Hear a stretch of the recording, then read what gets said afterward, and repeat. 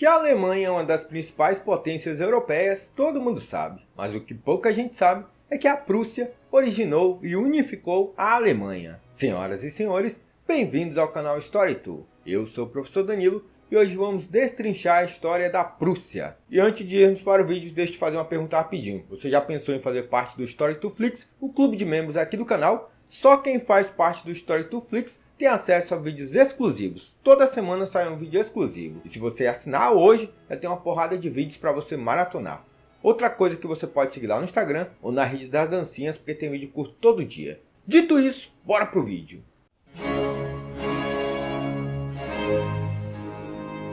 A Prússia foi o reino germânico que capitaneou a unificação da Alemanha no final do século XIX. E praticamente criou uma nova potência econômica e militar ali na Europa. Porém, antes disso, a Prússia já era uma potência em ascensão no século XIX. Otto von Bismarck foi o chanceler da Prússia que capitaneou e supervisionou a unificação da Alemanha até 1871, quando ela ocorreu de fato. Depois de comandar essa unificação, ele formou o Império Alemão, ou o Segundo Reich, e também se tornou o primeiro chanceler da Alemanha. Mas o que era a Prússia antes da ideia de Bismarck? Porque a Prússia detinha a sede do poder da Alemanha unificada. Para te contar essa história, a gente tem que voltar aqui um pouquinho no tempo. Senta que lá vem a história. A região da Europa que deu nome ao Reino da Prússia fica situada entre a Polônia e a Lituânia, no canto sudoeste do Mar Báltico. Seu povo falava uma língua báltica aparentada com o letão e o lituano modernos, que era chamada de prussiano antigo,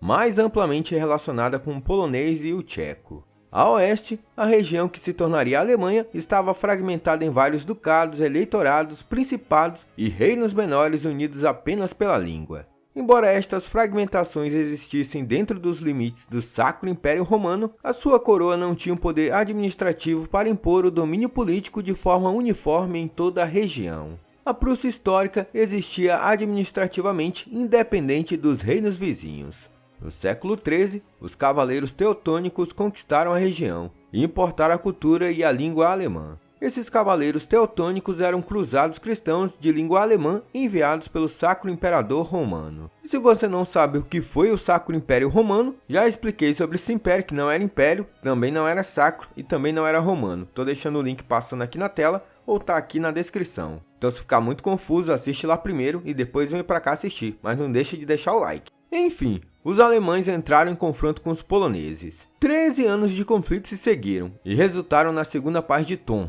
assinada entre o rei Casimiro IV da Polônia e os cavaleiros teutônicos em 1466. A Segunda Paz de Thon dividiu a região em Prússia Oriental e Prússia Ocidental, um feudo e uma província da coroa polaca.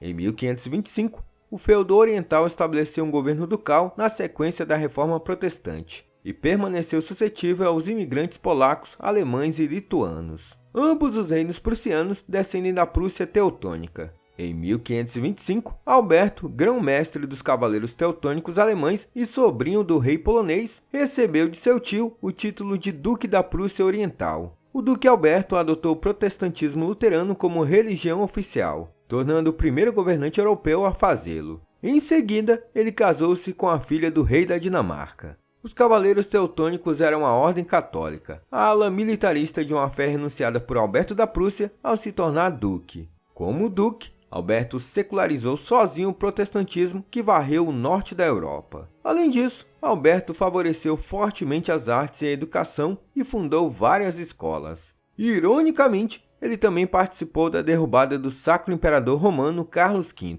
enfraquecendo suficientemente qualquer presença imperial em torno dos estados alemães. A Prússia de Alberto permaneceria um feudo da Polônia até 1657. O território também foi governado pela linhagem de Alberto até 1618, quando a linhagem masculina desapareceu. A Guerra dos 30 Anos entre as potências católicas e protestantes devastou o norte da Europa. O discurso religioso existia nos estados alemães desde a era de Martinho Lutero e atingiu seu auge nessa guerra. Em 1648, o Sacro Império Romano foi reduzido a uma concha que ecoava o seu antigo fervor religioso.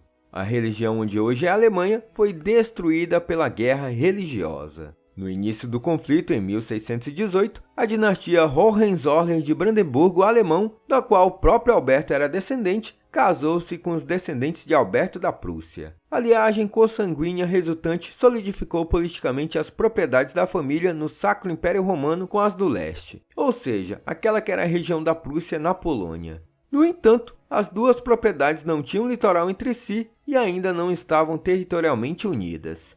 Depois que a Paz de Westfália encerrou a Guerra dos 30 Anos em 1648, o recém-denominado Brandemburgo-Prússia ganhou uma expansão territorial significativa. 9 anos depois, os Brandemburgo assinaram o Tratado de Brunberg, que libertou a região prussiana da coroa polaca. E imediatamente, Brandemburgo-Prússia estabeleceu um exército permanente e uma marinha preparada. Abriu a fronteira para grupos de imigrantes protestantes e centralizou o poder em uma nova capital. Essa capital seria nada mais nada menos do que Berlim.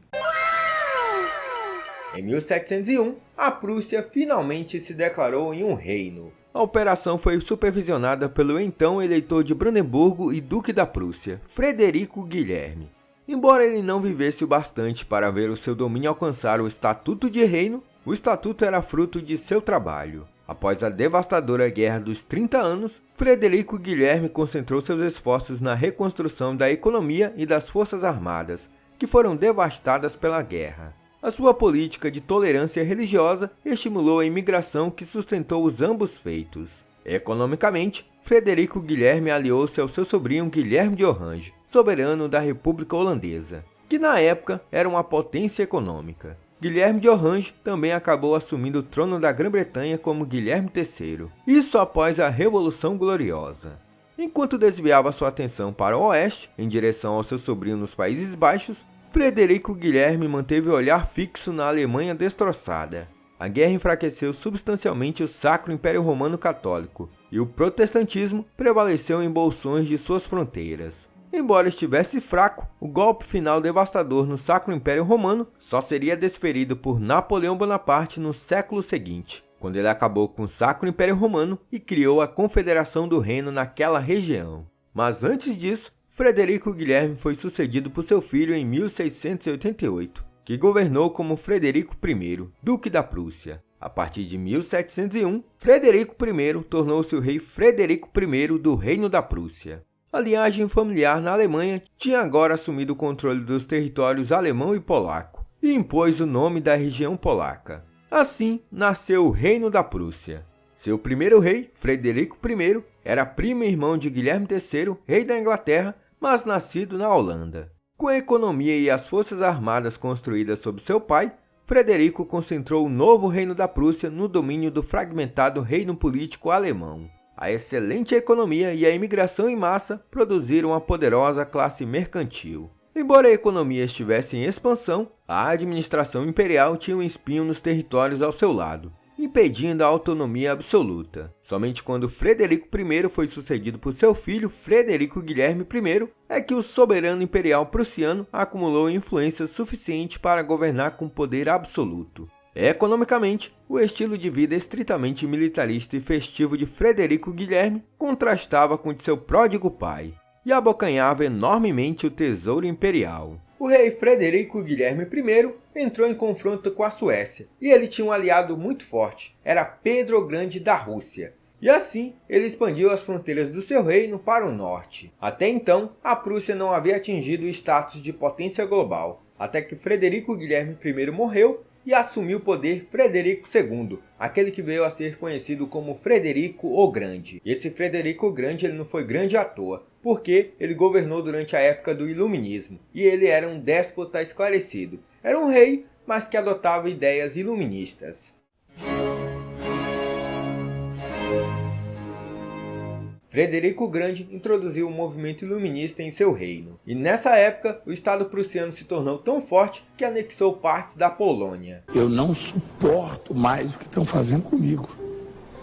Eu não estou suportando mais. Mas a oeste, a Prússia tinha um vizinho bem poderoso. Era nada mais, nada menos do que os Habsburgos. E Frederico não ficou com medo não, ele tancou os Habsburgos da Áustria. E Frederico tinha como inimigo ninguém mais, ninguém menos que a imperatriz Maria Teresa, a mãe de Maria Antonieta. A partir de 1772, Frederico o Grande finalmente uniu territorialmente as propriedades de sua coroa, exceto alguns pequenos eleitorados a oeste. A fim de unificar estas vulnerabilidades territoriais, Frederico entrou em forte conflito com Maria Teresa da Áustria. A política de tolerância religiosa, a filosofia política liberal e o imenso estímulo das artes estimularam a Prússia a tornar-se uma potência europeia dominante. Frederico o Grande era amigo pessoal do filósofo iluminista Voltaire e de Johann Sebastian Bach, cujo filho fazia parte da corte do rei. A Prússia floresceu e tornou-se uma potência cultural europeia, além, é claro, de se tornar uma potência política. Havia rumores de que Frederico o Grande era homossexual e morreu sem filhos em um casamento sem amor. Se não fosse por seu sobrinho, Frederico Guilherme II, a linhagem familiar poderia ter terminado com este grande governante. A Prússia continuou a exercer o domínio sobre a Alemanha até o século seguinte. Ao longo do século XIX, a Prússia foi ganhando cada vez mais protagonismo na unificação da Alemanha, principalmente porque ela era a região mais rica e mais industrializada e tinha os exércitos mais capazes. Assim, a partir da década de 1860, a unificação da Alemanha começou a ser trabalhada e tinha como capitão a Prússia. E a Prússia foi colocando as ideias. Primeiro os Zollverein, que era aquele mercado comum entre os estados germânicos, que não estava unificado ainda, mas eles faziam comércio lá ali, livre entre as fronteiras. Depois, a Prússia foi através do jeitinho, unificando os territórios. Primeiro no norte, até que foi chegando ao sul, só que tinha a Áustria para empatar essa unificação. E aí foi guerra, venceram a Áustria não dava nem pro cheiro nesse período aí, eles foram vencendo a Áustria a rodo. Além disso, a Prússia ajudou na unificação da Itália, ali contra a Áustria, e lá em 1870, quando a França não queria deixar a Alemanha se unificar, as duas entraram em guerra, a chamada Guerra Franco-Prussiana, que foi uma das causas da grande rivalidade existente entre a França e a Alemanha, que só foi resolvida na Primeira e na Segunda Guerra Mundial. E caso você queira saber mais sobre a Primeira Guerra Mundial, tem vídeos exclusivos aqui sobre essa guerra. Já saíram 4 vídeos nessa série de 6 vídeos, então faça parte do clube de membros e tenha acesso a esses vídeos exclusivos. E outra coisa, quer saber mais sobre a Guerra Franco-Prussiana? Comenta aqui que eu faço esse vídeo futuramente. Mas enfim, em 1871, o Império Alemão foi formado, o conhecido Segundo Reich. E quem era o líder do Império Alemão era o chanceler Otto von Bismarck. Ele ficou como chanceler de 1871 até 1890. Detalhe que esse Império Alemão aí que foi formado pelo Otto von Bismarck ficou conhecido como Segundo Reich. Em 1918, ao final da Primeira Guerra Mundial e na sequência da Revolução Alemã, a administração imperial foi substituída por uma república democrática. Na década de 1930, a casca do que outrora foi a Prússia foi absorvida pela Alemanha nazista. Após a Segunda Guerra Mundial, a divisão da Alemanha entre Estados Unidos e União Soviética esmagou efetivamente qualquer existência do Estado prussiano. De outrora uma potência dominante, a Prússia tornou-se uma anulação histórica. Então é isso, pessoal. Chegamos ao final de mais um vídeo e espero que vocês tenham gostado dessa história. E tem muito vídeo sobre a Alemanha vindo aí futuramente. E para você ficar ciente de todos os vídeos que saírem aqui pelo canal, aperta o sininho, se você não for inscrito, se inscreva, deixa o like nesse vídeo e considere ser membro do Story2Flix, o clube de membros aqui do canal. Dito isso, falou!